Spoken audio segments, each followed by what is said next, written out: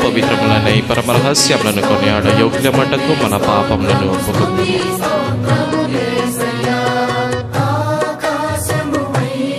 పునీత యోహాను గారు రాసిన సువార్త 8వ అధ్యాయము వచనములు 1 నుంచి 11వ వచనం వరకు.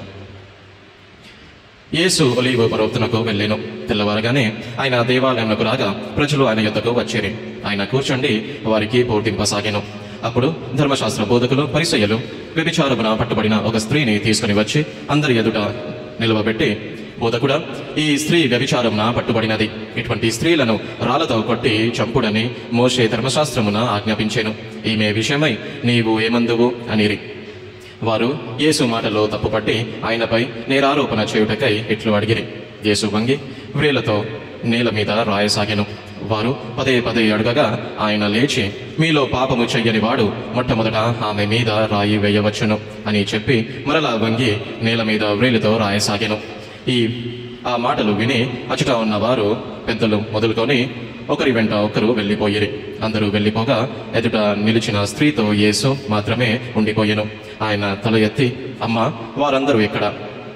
ఎవరును నీకు శిక్ష విధింపలేదా అని ప్రశ్నించాను. లేదు ప్రభు అని ఆమె సమాధానమిచ్చాను.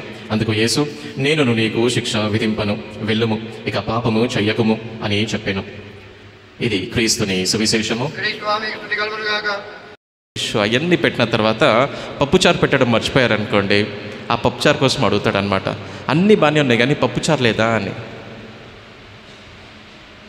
ఒకసారి ఫంక్షన్లు కూడా అన్నీ పెట్టారు, పెరుగు పెట్టారు, రైతా ఉంటుంది కదా, అది ఉల్లిగడ్డలు వేసి అన్నీ చేస్తారు కదా రైతా, అన్నీ బాగానే ఉంది కానీ రైతా పెట్టలేదని అంటున్నాడు. అంటే ఆ డిస్సాటిస్ఫాక్షన్ ఏదైతే ఉందో అక్కడ కనబడుతుంది. ఒక్కసారి పునీత పౌలు యేసు ప్రభుని అనుసరించిన తర్వాత నాకు ఇంకేం వద్దు, యేసు ప్రభు తప్ప నాకు ఇంకేం వద్దు, ఆయనను మాత్రమే అనుసరిస్తాను, కాబట్టి ఈ లోకంలో, ఈ భూలోకంలో చూస్తున్నటువంటి నాకు అన్నీ కూడా ఏ విధంగా భావిస్తున్నాను అంటే చెత్తగా భావిస్తున్నాను అని పునీత పౌలు గారు పలకడం జరుగుతుంది. మరి ఆయనకు ఈ పరలోక జీవితము పొందాలని ఆశతో అదే విధంగా యేసు ప్రభుని అనుసరించడం కూడా మనకు తెలియజేస్తున్నారు. ప్రియమైన సహోదరి సోదరులారా, మరి మనం ఈ సువిశేష పట్టణానికి వస్తే ఈనాడు ఈ వ్యభిచారంలో పట్టుబడినటువంటి స్త్రీ యొక్క జీవితంలో ప్రభు ఒక నూతన కార్యాన్ని చేయటము మనకు కనబడుతుంది. మరి మానవుడు పాపంలో శిక్షింపబడకుండా దేవుడు ఈ యొక్క మానవుడిని క్షమిస్తున్నారు అన్నటువంటి ఉద్దేశము మనకి ఇక్కడ కనబడుతుంది.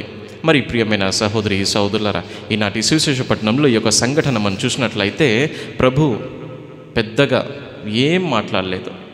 ఆ సంఘటన మాత్రం చాలా వివరించి చెప్పారు పునీత యోహాను గారు. కానీ ప్రభు పలుకుతున్నటువంటి మాటలు మాత్రము రెండు మాటలు. ఒకటి ఈ ప్రజలతో మాట్లాడటము, రెండవది ఈ స్త్రీతో మాట్లాడటము. మరి వ్యభిచారంలో పట్టుబడినటువంటి ఆ స్త్రీని యేసు ప్రభు వద్దకు ఎవరు తీసుకొచ్చారు? ఆ ధర్మశాస్త్ర బోధకులు, పరిసయ్యులు. వాళ్ళు తీసుకొచ్చిన తర్వాత ఏమంటున్నారు, ఎందుకు అడిగారు అన్నటువంటి అంశంపై మనం ధ్యానం చేయాలి. వారు ఏమంటున్నారు, ప్రభు, ఈ స్త్రీ వ్యభిచారంలో పట్టుబడింది, ఎందుకు అడిగారు ఆ ప్రశ్న అంటే, ఎక్కడ ప్రభు ఈ స్త్రీ పట్ల తప్పు మాట కానీ అడుగు వేయటం కానీ జరిగితే వీరు ఆ తప్పు పట్టచ్చు అనేసి ప్రభుని ఆ ప్రశ్న అడగటము జరుగుతుంది. కానీ ప్రభు వాళ్ళతో ఏం మాట్లాడలేదు. వాళ్ళు అడిగినప్పుడు ఏం మాట్లాడలేదు. ఏం చేస్తున్నారు? ప్రభు వంగి నేల మీద వ్రేలితో రాయటం జరిగింది. మరి వాళ్ళు అడిగిన వెంటనే సమాధానం ఇవ్వలేదు. వారు పదే పదే అడుగగా అప్పుడు ప్రభు లేచి సమాధానం ఇస్తున్నారు. మరి ప్రభు అడిగినటువంటి ప్రశ్న ఏమిటి ఈరోజు ఆ ప్రజలతో? మీలో ఎవరైనా పాపము చెయ్యని వారి ఉంటే మొట్టమొదట ఈ రాయిని ఆ స్త్రీ మీద వెయ్యము అని అడిగిన వెంటనే ఆ తర్వాత పెద్దల నుండి మొదలుకొని అందరూ అటు నుండి వెళ్ళిపోవడము మనకు సువిశేషపట్నం ద్వారా తెలియజేయబడుతుంది.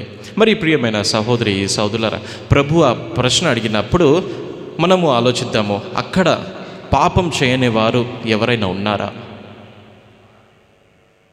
ప్రభు ఆ ప్రశ్న అడిగినప్పుడు అక్కడ ఆ స్థలంలో పాపము చెయ్యని వారు ఎవరైనా ఉన్నారా?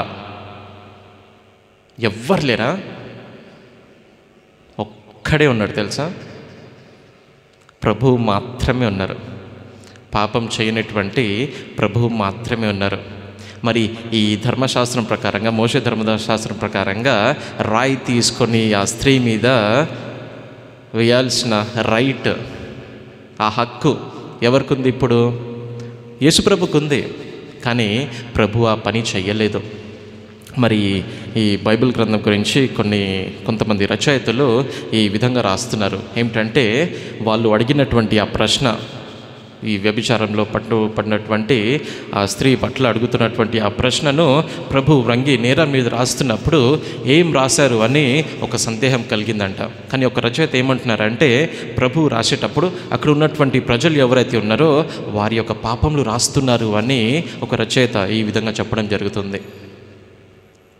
మరి ఆ రాయి తీసి ఆ స్త్రీ మీద వేయకుండా ఈ ప్రశ్న, ఒక ప్రశ్న అడిగిన వెంటనే పెద్దల నుండి మొదలుకొని అందరూ వెళ్ళిపోయిన తర్వాత ప్రభు ఈ స్త్రీ పట్ల ఆయన స్పందన ఏ విధంగా ఉందో, మరి వ్యభిచారంలో పట్టుబడినటువంటి స్త్రీ, పాపంలో ఉన్నటువంటి స్త్రీని ఏ విధంగా చూడాలి, మరి ప్రభు ఆమెతో మొట్టమొదట ఎలా పిలిచాడు?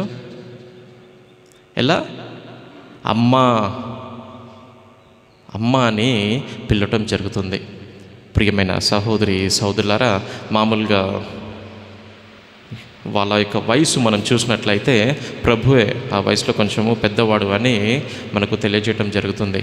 కానీ ఈమె చిన్న వయసులో ఉన్నప్పటికీ ప్రభు ఎలా సంభాషించారు, ఎలా ఆ స్పందన ఆ స్త్రీ పట్ల చూపించారు అంటే అమ్మ అని పిలవటం జరుగుతుంది. మరి అలా పిలిచిన తర్వాత మరి కొన్ని ప్రశ్నలు, వీళ్ళందరూ ఇక్కడ నీ మీద ఎవరు కూడా రాయి వేయలేదా అని అడిగిన వెంటనే ఎవ్వరు లేరు ప్రభు అని సమాధానం ఇచ్చిన వెంటనే నేను కూడా వెయ్యను. ప్రియమైన సహోదరి సహోదరులారా, దేవుడు శిక్షించడానికి కాదు క్షమించడానికి వచ్చారు అని ఈ యొక్క మాట ద్వారా ప్రభు తెలియజేస్తున్నారు. మరి ప్రియమైన సహోదరి సహోదరులారా, పాప జీవితంలో ఉన్న మనలను ప్రభు ఈ తపస్కాలంలో పాప మన్నింపును దయచేయమని ఈ దివ్య బలి పూజలో ప్రార్థించుదాం.